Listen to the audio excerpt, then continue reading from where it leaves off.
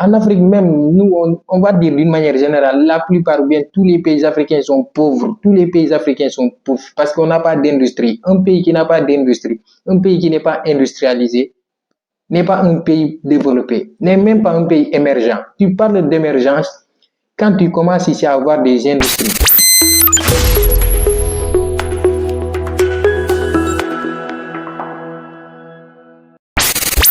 Et bonjour à toutes et à tous, bienvenue dans notre chaîne World Direction. Comme vous le savez, c'est consacré ici à l'actualité du monde, l'actualité ici du continent africain et en particulier de l'Afrique de l'Ouest. Donc, comme vous le savez ici, donc on discute personne n'est un savant, comme je vous l'avais dit. Donc, à chaque fois que je publie ici une vidéo, donc veuillez donner ici vos commentaires dans l'aspect ici donc de chacun. Donc, on n'est pas là pour s'insulter ou bien pour montrer qu'on est beaucoup plus intelligent, voilà, que les autres. Donc, on échange entre nous. Donc, aujourd'hui, on va parler ici dans cette vidéo du gouvernement ici donc de Ousmane Sonko. Voilà, donc je dirais ici du régime de Bassirou Diomaye Diakhar Faye. Donc, dirigé ici donc par le gouvernement ici de Ousmane Sonko, qui est ici donc le chef du gouvernement. Donc, ces temps-ci, on est en train de voir donc sur des vidéos qui publient sur des vidéos qui sont partagées sur les réseaux sociaux que voilà donc l'agriculture avance au Sénégal. Et aussi, on voit que donc dans différents secteurs que voilà donc il y a une réduction du train de vie voilà donc des Sénégalais. Aussi donc l'électricité donc et d'autres secteurs. On voit ici une baisse considérable ici donc des prix des denrées alimentaires d'une manière générale. Et cela, c'est une très très bonne nouvelle ici pour le Sénégal. Et je rappelle que Bassirou Diomaye Diakhar Faye vient d'avoir ici donc un an, je dirais un an ici, un mois au pouvoir. Et il est en train de réaliser des choses exceptionnelles. Parce qu'en Afrique en général, d'une manière générale, les gens pensent que, voilà, quand on dit un pays avancé, c'est que par exemple le pays a des gratte-ciel, bien le pays, je sais pas quoi, des stades, etc. Tout ça, ça fait partie du développement. Mais les bases du développement, quand on parle par exemple d'un pays développé, les bases, des choses qui font dire que par exemple un pays est développé, il y a une étape d'abord. C'est par exemple lorsque vous construisez une maison, il va falloir une fondation. Et en Afrique de l'Ouest ou bien en Afrique d'une manière générale, c'est ce qui nous manque. On n'a pas de fondation. C'est-à-dire une maison, quand tu l'as construite par exemple, il va falloir une fondation solide, de sorte que cette maison ici peut durer. Mais nous en Afrique, ou bien en Afrique de l'Ouest d'une manière générale, je vais dire l'Afrique de l'Ouest parce que je connais plus précisément l'Afrique de l'Ouest.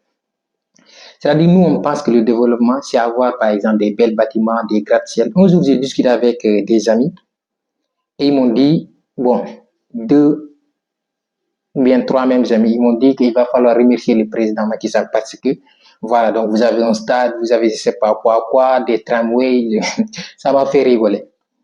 Je lui ai dit que, mais on doit le remercier. Pourquoi? Il m'a dit que non, vous avez un stade, vous avez, je sais pas, un tramway, vous avez, je sais pas, une Coupe d'Afrique. Je lui ai dit que, mais mon frère, est-ce que la Chine a une Coupe du Monde? Est-ce que les États-Unis d'Amérique, ils ont une Coupe du Monde?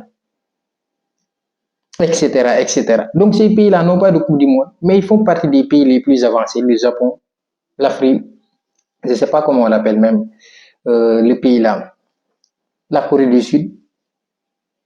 Ils n'ont pas de Coupe d'Afrique, ils n'ont pas de Coupe, je ne sais pas, d'Asie, ils n'ont pas de Coupe d'Europe, ils n'ont pas, je ne sais pas, de Coupe du Monde. Mais ils font partie des pays les plus avancés. Donc, comment nous, on doit remercier le président Macky Sall? Nous, on ne peut pas le remercier. Nous, ce qu'on attend de lui, c'est que le pays soit développé. Et pour que le pays soit développé, ou bien pour que le pays soit, par exemple, les populations soient à l'aise, il va falloir commencer par les bases. Et les bases d'un développement, ou bien les bases ici d'un développement d'un pays, c'est ici l'agriculture. Il va falloir commencer par l'agriculture. Toi, tu n'arrives pas à manger correctement. Tu importes ce que tu manges. Toi, tu dis que, ouais, moi, je suis développé parce que moi, maintenant, ici, donc, j'ai des trains, je sais pas, j'ai des stades, etc. Ça, ce n'est pas le développement. Et quand vous regardez, par exemple, ces petites infrastructures-là, ça se trouve, par exemple, sur, bon, Dakar seulement, c'est 80, je sais pas, 82 km². C'est extrêmement petit. C'est 0, je sais pas, 0,02% ou bien 0,2% de la superficie du Sénégal entier. Et c'est pas tout Dakar. Donc, vous prenez des quartiers, certains quartiers assez développés ou bien assez, je dirais, où se trouvent certains patrons. Et en général, ce sont ces quartiers-là que vous allez trouver des buildings, des choses assez extraordinaires, des hôtels. Et ici, la ville de Diamniadio, qui est une nouvelle ville qui est en train d'être construite.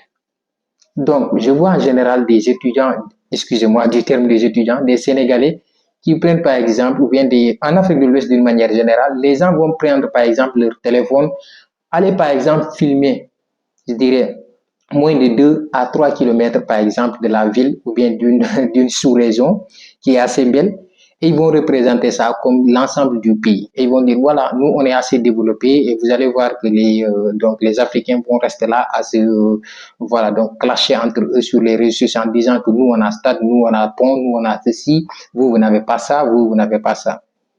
Alors que les bases qui font que, par exemple, un pays soit développé, on n'a pas ça. On n'a pas l'agriculture qui est bien avancée. On n'a pas ici, donc, comment on appelle? Donc, des industries. C'est ça la base. Il va falloir ici, donc, avoir d'abord une agriculture bien solide, être minimum autosuffisant, autosuffisant alimentairement, donc, ou bien avoir votre souveraineté alimentaire, de sorte que vous n'avez pas besoin de commander à un autre pays pour pouvoir manger. Mais en Afrique de l'Ouest, nous, on commande à d'autres pays pour pouvoir manger, alors que nos sols sont bons. Vous voyez? On commande à d'autres pays pour pouvoir manger. Et on se dit que voilà. Donc, comme on a de beaux villes, certaines villes qui sont assez avancées, surtout les capitales ou bien des capitales économiques, et tout le monde se sent à l'aise maintenant. Et on laisse la plupart des pays. C'est ce que Ibrahim Traoré disait que au Burkina Faso, la vie ne se résume pas seulement à Ouagadougou. Et c'est ça en Afrique de l'Ouest d'une manière générale, ou bien en Afrique même. Les gens pensent bien que la vie se limite par exemple, voilà, dans les grandes villes.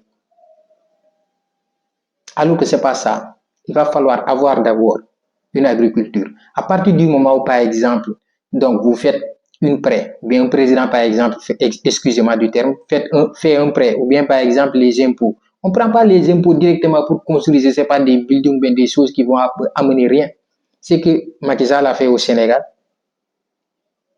des choses qui ne sont pas urgentes pour le Sénégal, même si ça va servir dans le futur. Mais ce qui est urgent, c'est l'agriculture, c'est la pêche, la mise en place des industries pour pouvoir ici donc aider la jeunesse à avoir de l'emploi, la population à pouvoir subvenir à ses besoins, de sorte que même celui qui est le plus pauvre au Sénégal ou bien en Afrique de l'Ouest, je vais parler ici d'une manière générale de l'Afrique de l'Ouest, pourra ici donc subvenir à ses besoins, à savoir donc manger, se vêtir, aller à l'hôpital par exemple, vous voyez. Mais en général en Afrique de l'Ouest, on n'a pas ça. Et nos présidents, eux, ils mettent l'accent sur des infrastructures. Certaines infrastructures même que les Blancs vont occuper. Ou bien certains, je ne sais pas, buildings. Que les Blancs vont venir ici, aller là-bas. Mais la plupart des Africains, ils ne vont même pas aller dans ces secteurs. Donc vous voyez que Ousmane Sonko, depuis son arrivée, ou bien Bassirou Diomaye Diakhar Faye, depuis son arrivée au pouvoir, avec son nouveau gouvernement dirigé par Ousmane Sonko, ils ont mis l'accent sur l'agriculture.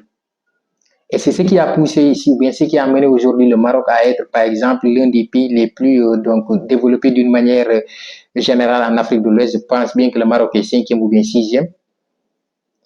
Mais les gens ne se demandent pas pourquoi le Maroc est avancé. Le Maroc est avancé aujourd'hui, c'est parce qu'ils ont misé sur l'agriculture.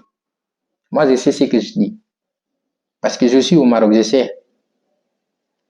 Donc, l'Arabie Saoudite est venue installer Maroc, je ne sais pas comment on l'appelle, les autoroutes de l'eau.